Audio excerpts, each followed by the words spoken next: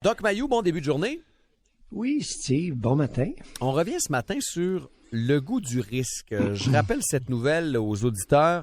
Un jeune homme de 31 ans qui est malheureusement décédé à la suite d'une explosion à Rock Forest samedi dernier. C'est à la suite d'une manipulation de l'engin explosif qui se trouvait dans le coffre de la voiture. Donc, ce qu'on comprend, c'est que ça aurait été une forme de loisir pour l'homme. Il y avait ça dans le coffre de la voiture, là. Et c'est là que le drame se serait produit. De ce qu'on en sait et qu'on en comprend ce matin, ce qui nous a amené, Doc, la question, qu'est-ce qui amène quelqu'un à jouer avec des bombes de même? C'est assez particulier et j'ai l'impression que ce n'est que le début. Ah oui? Bon oui, il y a beaucoup de gestes autodestructeurs qui déferlent sur le Québec actuellement. Alors, regarde le pourcentage de jeunes qui sont parcés, qui sont pleins de trous un peu partout, tatoués, beurrés de tatous, drogués, le fentanyl, alouette, écoute, l'alcool de façon excessive, tue du monde, ça dérange pas d'allemand. Mm-hmm. Alors, il y a une augmentation des gestes d'autodestruction et des équivalents suicidaires. Alors, c'est sûr que le type jouait avec les poignées de sa tombe. Oui. Hein? C'est une roulette russe. Oh oui. C'est comme prendre un gun, mettre ça sur la tempe, t'as une balle dans le barillet, là, avec un revolver. Bon, on a une histoire comme ça à Montréal, là, en début d'année. Là. Ben oui. Un homme qui a écopé de 13 ans de pénitencier pour avoir tué son ami qui jouait à roulette russe. Oui. Et pourquoi tu me demandes pas, Steve, sur quoi je me base pour dire que ça va être croissant? Ben, parce non que seulement ça Moi, j'en ai déduit que vous aviez fait l'analyse qu'il y avait de plus en plus de poqués, je m'excuse de l'expression, là, mais de plus en plus de gens qui avaient mal. Mais par contre, exactement. Entre avoir mal puis entre aimer ce type de jeu-là, il y a quand même une marge. Pas tous les gens qui ont de la difficulté dans la vie qui vont tomber là-dedans. Donc, beaucoup. Oui? Beaucoup. Ah oui? Beaucoup. Ben oui, regarde le pourcentage de femmes qui sont pleines de trous, puis toutes beurrées de tatous, puis qui se droguent à l'heure actuelle. Hey, personne n'en parle. C'est une épidémie. Puis là, c'est rien. Quand ils se droguent, là, ils ont pas trop de problèmes à acheter de la dope avec du fentanyl dedans. Écoute, hier, on a appris ça en ondes, là. Il y a quelqu'un, le fentanyl serait rendu à Québec. Je sais pas, ça demande d'être vérifié, là. Ah, ben, je le croirais, c'est en Estrie, en tout cas. Je pense que ça se promène partout. D'après moi, c'est partout, là. Oui. Alors, j'ai l'impression que cette déferlance va augmenter suite aux garderies de Pauline Marois pour bébés. Vous voyez un lien de l'enfance, vous? Quel est le lien de l'enfance? C'est quoi qui manque plus spécifiquement ou vous pensez qu'il manque à l'enfance qui amène ça? Frustration. Qu'est-ce que ça engendre, des garderies de Pauline Marois? Ça fait des bébés frustrés, en colère.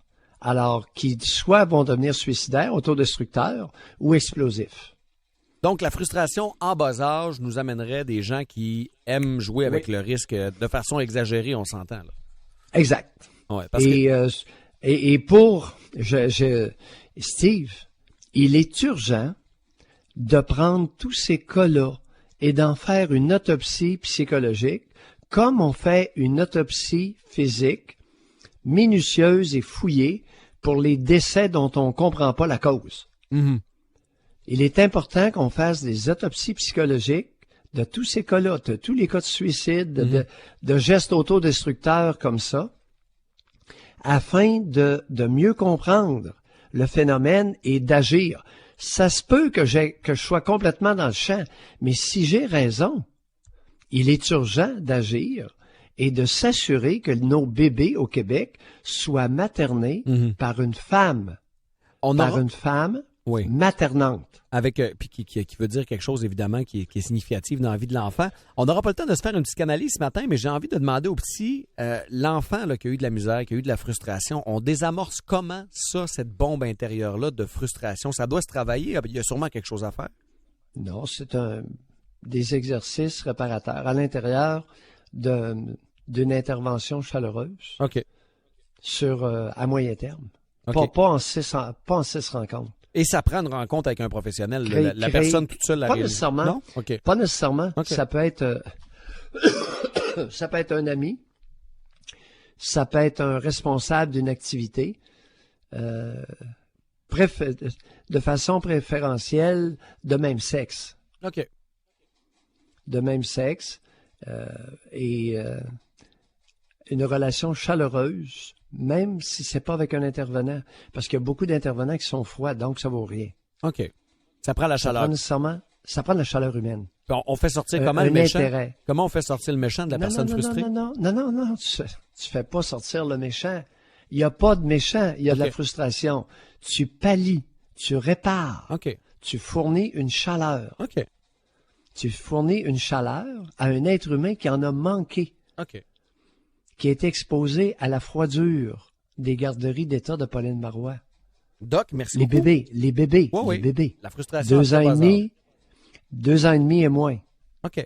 Alors, on a pris bonne note, Doc. Votre sujet ce matin, ce sera? Comme d'habitude, à prendre avec un grain de sel. Il se pourrait que je sois complètement dans le champ, comme Pauline a vu juste. Dompez vos bébés et ils grandiront harmonieusement. Mais on fera un bilan ce matin, que ça a été dans les garderies d'État ou non. C'est l'heure des bilans. Êtes-vous devenu ce que vous vouliez dans votre vie? Carrière, enfants, finances? Sinon, pourquoi votre route a-t-elle dévié? Ce sera votre question. Ça va être intéressant. Je vais être obligé de répondre non. Je suis pas devenu ce que je voulais être. Non! Je suis un mauvais exemple. Je savais que vous vouliez être un artiste, Doc. J'ai encore aucune idée de ce que je veux être dans la vie. À votre âge? Ben, continuez votre recherche. On vous écoutera à 9h30. Merci, Doc. Bye, au plaisir de vous entendre. Et celle-là m'a surpris ce matin. Le Doc n'est pas devenu ce qu'il voulait être. Ben, coudonc. Au moins, ça a progressé.